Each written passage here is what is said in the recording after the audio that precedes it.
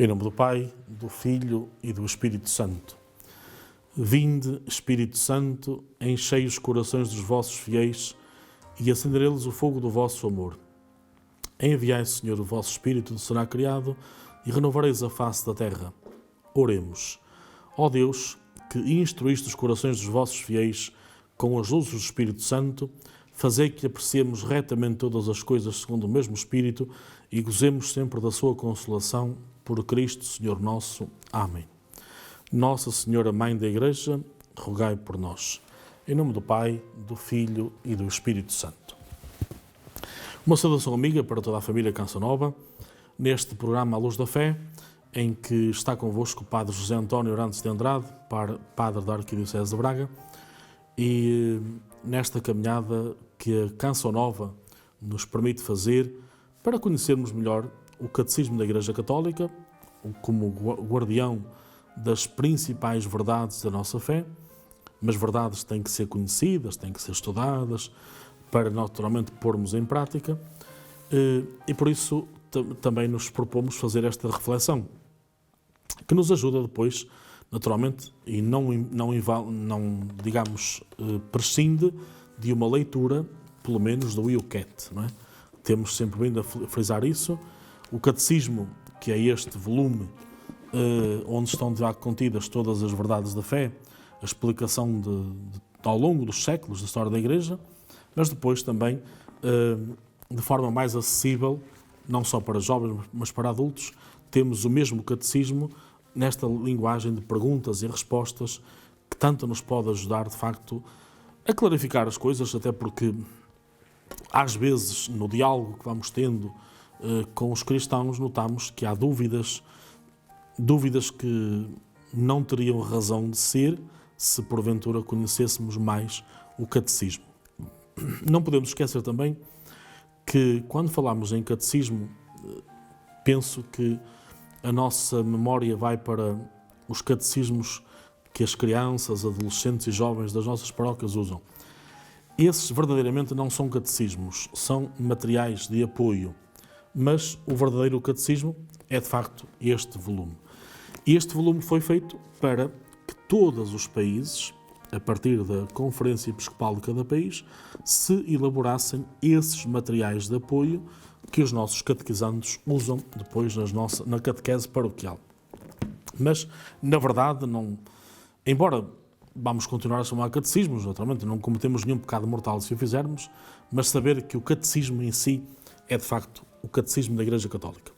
Na versão original, autêntica, depois nas outras duas versões, ou o compêndio, à base de perguntas e respostas, cerca de 599 perguntas e respectivas respostas, ou então o IUCAT, a fórmula mais jovem que nós encontramos. Contudo, para conhecermos o verdadeiro catecismo, se começarmos pelo IUCAT, será muito bom, porque tem perguntas das quais, porventura, muitas vezes, nos possam também vir à nossa mente e, portanto, foram pensadas exatamente a partir da nossa realidade, e as respostas que nos podem esclarecer, depois remetendo-nos para um aprofundamento maior para o verdadeiro catecismo.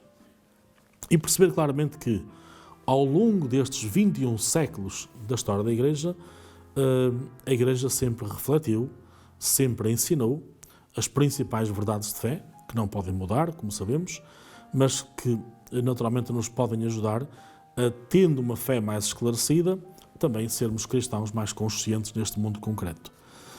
Sabendo que uma das principais fraquezas da Igreja é a ignorância religiosa. Portanto, quando não sabemos, depois parece que tudo vale, não é? E não é bem assim. Recordando que no último programa ficámos a falar da questão do batismo, dizendo que a Quaresma foi instituída para prepararmos o batismo dos adultos, os catecúmenos. Recordo-vos, por exemplo, um santo que nós conhecemos muito bem, até não só pelos seus escritos, mas pela história da Igreja, Santo Agostinho, que, em relação até à relação com a sua mãe, dizendo que a sua mãe, durante 30 anos, pedia a Nosso Senhor que o seu filho, Agostinho, pedisse o batismo. Portanto, porquê que não se batizavam crianças nessa altura? Por uma razão compreensível. ainda havia poucos cristãos, não é? Maioritariamente os cristãos eram pequeninos, portanto havia mais pagãos, mais judeus do que cristãos, e portanto não havia garantias de que uma criança podia ser educada na fé, e daí que deixava-se que a própria pessoa pedisse o batismo a partir da idade adulta. Assim aconteceu logo no princípio da Igreja, quando vemos que os apóstolos pregavam. O próprio São Pedro diz, quando lhe perguntam o que devemos fazer, depois da pregação dele, em que naturalmente ficaram entusiasmados e até choravam com essas palavras da boca de Pedro, ele dizia apenas: peçam o batismo, arrependam-se e peçam o batismo. Portanto, foi assim a prática da Igreja durante séculos. E continua a ser, naturalmente, para aqueles que não são batizados em crianças. Mas é evidente que, a partir do momento em que a Igreja sabe que temos garantias de que uma criança, ao ser batizada, na sua infância, vai ser educada pelos pais e pelos avós e pelos padrinhos, então a Igreja permitiu o batismo das crianças, e muito bem, e é uma graça que não devemos esquecer, não é? Sobretudo as famílias cristãs não deviam alongar o batismo demasiado. É um erro muito grande deixar que a criança cresça e depois batiza-se aos 3, 4 anos, quando ela já entende alguma coisa, mas não entende também a realidade do batismo. Depois, às vezes, até se assiste, infelizmente, a algumas brincadeiras, não digo por parte dos pais, mas às vezes alguns convidados que fazem quase chacota na altura do batismo: olha para a água, olha, só falta o shampoo. Enfim, há brincadeiras que deviam ser evitadas, naturalmente, não é? Não, o batismo não pode ser para isso. O batismo é para que aquela criança renasça para Cristo. Então, se naturalmente o batismo é este renascer para Cristo, não devíamos desperdiçar esse tempo, não é? Devíamos batizar o mais cedo possível. Não há, naturalmente, uma exigência de dias, não é? Também não queremos que a família não possa estar presente, pois é evidente que sim, mas logo nos primeiros meses, depois pedir o batismo para aquela criança, seria importantíssimo fazê-lo, não é? E então o batismo de uma criança pode ser preparado com um mês de antecedência, se bem que é sempre bom, e penso que é prática comum das paróquias, pedir que se marque o batismo 3 meses antes, pelo menos, não é? Mas apenas por uma questão de organização, até para depois haver as preparações catequéticas com os pais, com os padrinhos, e tudo ser feito com alguma normalidade e com alguma tranquilidade.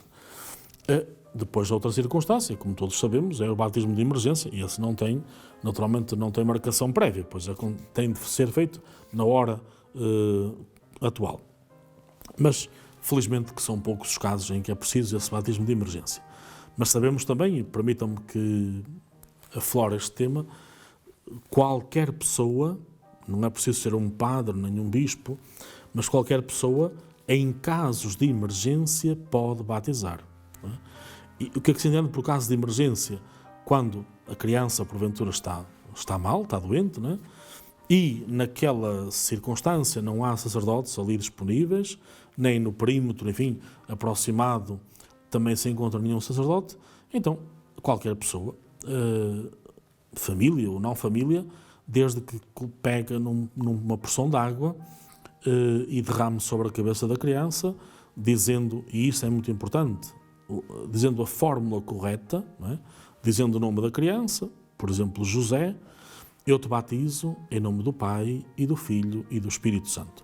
Não esquecer que se a fórmula do batismo for adulterada, não há batismo nenhum. Portanto, o batismo não é válido, não é? Como sabemos isso. Portanto, é importante ter consciência, a fórmula é uma e só, foi dada por Jesus Cristo, não somos nós que inventamos, é esta: dizer o nome da criança: eu te batizo em nome do Pai, do Filho e do Espírito Santo. Quanto aos adultos, porquê que é importante fazer o catecumenado? E permitam-me, porque, como digo, como já sabeis, que sou pároco, não é? Na Arquidiocese de Braga, e naturalmente ao longo destes anos de sacerdócio percebo que há algumas práticas que às vezes não são tão corretas, o que depois até leva a alguma diferenciação, dizendo que aquele padre é melhor do que o nosso, ou outro, enfim, essas contendas que se fazem, porque, claro que para muitas pessoas um padre que facilite é sempre mais agradável, o que não facilita é sempre mais exigente. Mas é importante que, com estas matérias, não se trata de sermos facilitadores, nem manga larga, nem rigidez demasiada. Mas trata-se de fazermos aquilo que é para ser feito. O que é que significa isto? Se um jovem me aparecer para, digamos, para o casamento, porque é mais ou menos por aí que os que não são batizados pedem o batismo, quando se trata do casamento, e é normal que, vamos imaginar, que é o noivo que não está batizado, que diga durante a preparação, eu quero ser batizado. Ótimo. É um bom princípio, naturalmente, não é? E a namorada fica toda contente, porque se é católica também quer que o seu futuro esposo seja católico, e certamente muitas vezes até foi fruto dessa caminhada, desse namoro, não é? Aliás, muitos jovens descobrem a fé no tempo da juventude, ou através do namoro, ou na pastoral universitária, e isso é muitíssimo bom, naturalmente. Agora, qual era o risco que correríamos se batizássemos aquele jovem de imediato, como quem batiza uma criança? O risco era este. Digamos, a motivação daquele batismo poderia não ser a mais correta. Poderia ser apenas para agradar a namorada naquele momento. E isso não é motivação para um batismo. O batismo é para eu deixar que Cristo comande a minha própria vida, deixar que Cristo entre na minha vida. Então, independentemente de agradar a A ou B ou C, o importante é ser batizado para ser Cristo o Senhor da minha vida. Ora, então o que é importante? Não batizar de repente, à pressa, mas permitir que se faça o catecumenado e mais ou menos, estou em crer, peço-vos perdão, porque não tenho conhecimento real de todas as dioceses, mas estou em crer que em quase todas as dioceses de Portugal, se não mesmo todas, há equipas de preparação para o batismo de adultos. A nível diocesano, ou a nível vicarial, ou a nível do arciprestado, consoante as designações ao longo do nosso país, mas sei que há equipas que fazem essa preparação. Então é importante, não tem que ser a própria paróquia em si a preparar aquele jovem, aquele adulto, mas haverá uma equipa que prepare, e é muito mais fácil preparar 3 ou 4 jovens, ou que sejam mais, do que estar um sozinho, porventura.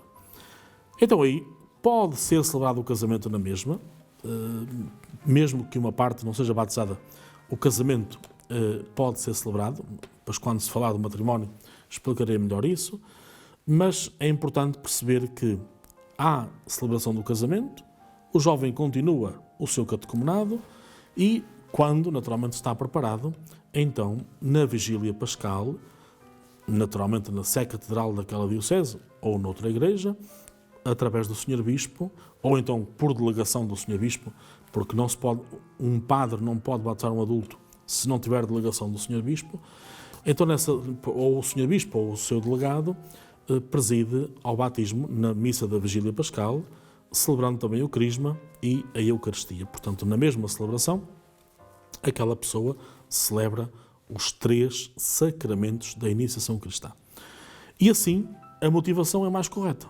Caso contrário, poderíamos correr o risco de batizar à pressa alguém porque quer casar com uma jovem que já é católica e depois do casamento a pessoa esmorecer na sua fé, enfim, não ligar muito a esta realidade. Portanto, temos que ter em conta as motivações, não é? E naturalmente perceber que faz parte da pessoa esse desejo, não é? Não podemos esquecer como na Igreja primitiva os cristãos eram perseguidos e quando se pensava que ao serem perseguidos se ia acabar com a Igreja, e quem pensava assim eram naturalmente os imperadores, mas ao contrário, havia muita gente que estava naquelas arenas, seja no Coliseu de Roma, seja no campo dos mártires, e que se convertia depois e pediam o batismo. E reparem, mesmo num tempo difícil, porque era um tempo de perseguição, em que os cristãos não tinham liberdade de expressar a sua fé publicamente, não podiam celebrar a Eucaristia livremente, tinha que ser nas casas particulares, às escondidas, mas mesmo assim, esta gente fazia o catecumenado. Portanto, ninguém era batizado de um dia para o outro. Havia exigência, a Igreja sempre foi exigente. E reparem que nos tempos mais difíceis, os tempos da perseguição, A Igreja não deixou de ser exigente e a Igreja cresceu sempre. E, de facto, é triste dizê-lo, mas quando a Igreja facilita demais, é quando diminui.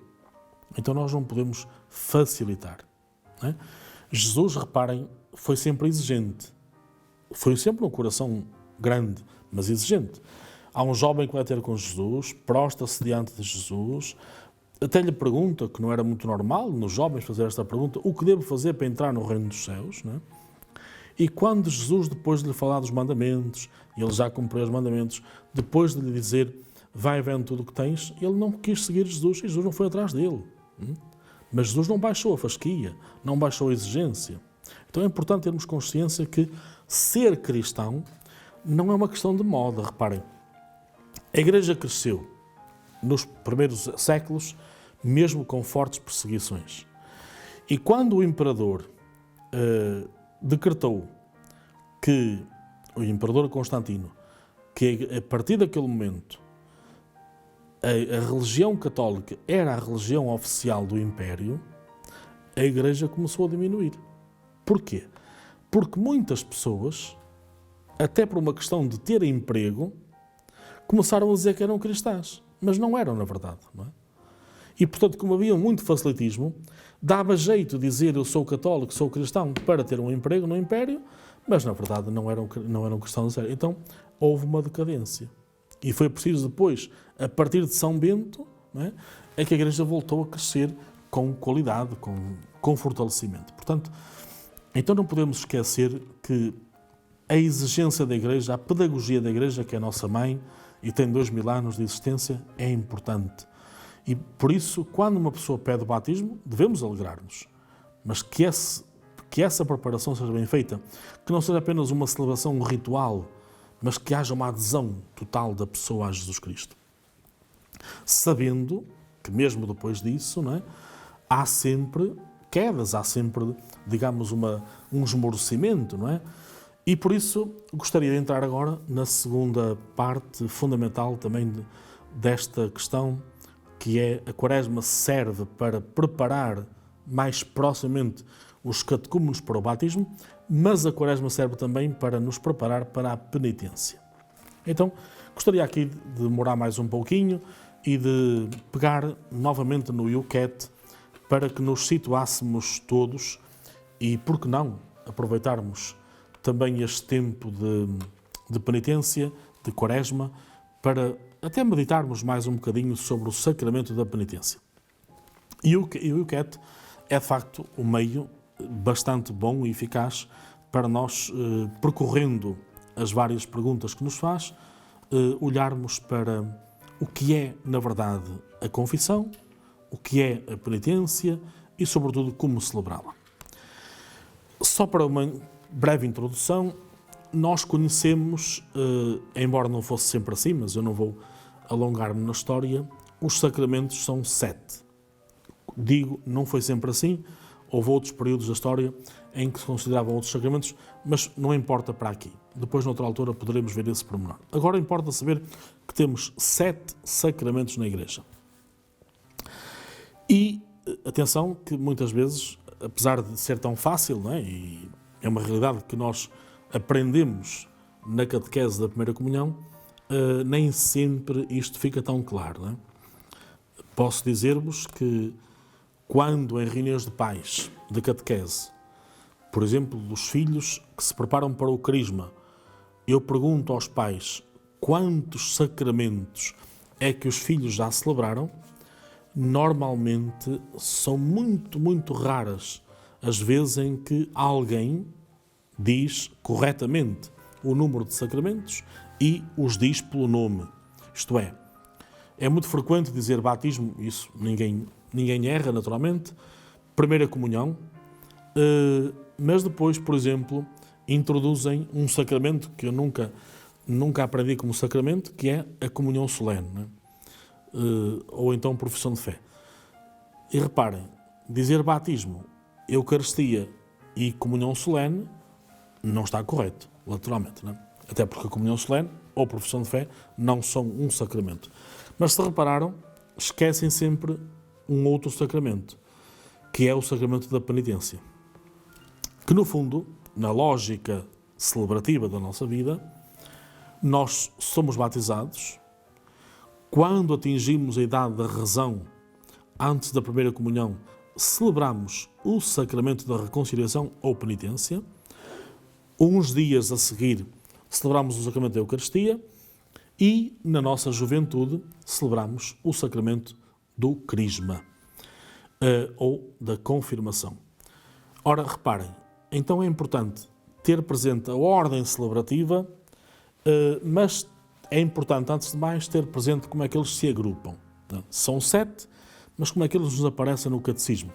É muito simples. Os 3 primeiros, batismo, Eucaristia e confirmação, ou batismo, confirmação e Eucaristia, são os sacramentos da iniciação cristã. Isto é, um cristão só é cristão adulto na fé quando tem estes 3 sacramentos celebrados. No fundo é o alicerce, é a base, não é? Nós sabemos que para a construção de uma casa precisamos sempre de alicerces. No passado não se faziam alicerces, como vós sabeis, e por isso as igrejas mais antigas, as casas, tinham paredes muito largas e até depois uns apoios, que era exatamente que não havia alicerce, para que aquela parede mais larga com aqueles apoios se mantivesse sempre de pé. Mas tinha que haver um reforço, não é? Hoje não, temos um alicerce, afunda-se a terra, põe-se bastante ferro, bastante cimento e o edifício fica ali muito bem assente. Também a Igreja, na nossa vida cristã, é assim. Nós não podemos celebrar alguns sacramentos sem aquela base, sem aquele alicerce. Então, ser batizado é ser enxertado em Cristo, mas naturalmente porque sou batizado em criança, não tenho consciência do que está a ser feito em mim, mas vou ter consciência no crisma, então vou dizer sim, a fé que eu recebi por parte dos meus pais e da minha comunidade é essa que eu quero aderir, então sou confirmado na fé, sou crismado, e a partir do momento em que já tenho consciência, já tenho o uso da razão, então já sou alimentado da Eucaristia, porque é um alimento que me fortalece.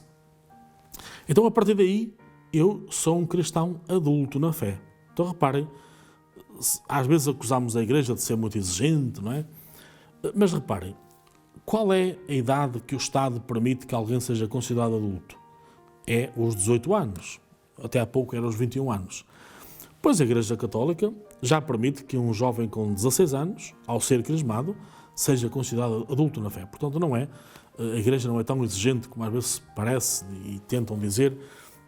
Não, a Igreja tem esta caminhada de fé, esta pedagogia, para nos dizer exatamente que é preciso ter o mínimo, não é, de vontade, de conhecimento, para dizer que quero ser cristão. Então, depois destes sacramentos, nós podemos celebrar os outros, maiormente o sacramento do matrimónio e o sacramento da ordem.